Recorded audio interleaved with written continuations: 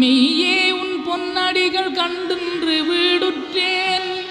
உய்ய என் உள்ளத்துள் ஓங்காரமாய் நின்ற மெய்யா விமலா விடைப்பாக வேதங்களையா என ஓங்கி ஆழ்ந்த கன்ற நுண்ணியனே வெய்யாய் தனியாய் இயமான நாம் விமலாம் பொய்யாய் இனையெல்லாம் போயகல வந்தருளி மெய்ஞானமாகி மிளிர்கின்ற மெய்ச்சுடரே எஞ்ஞானமில்லாதேன் இன்பப் பெருமானே அஞ்ஞானம் தன்னை அகல்விக்கும் நல்லறிவே ஆக்கமழகிருதி இல்லாய்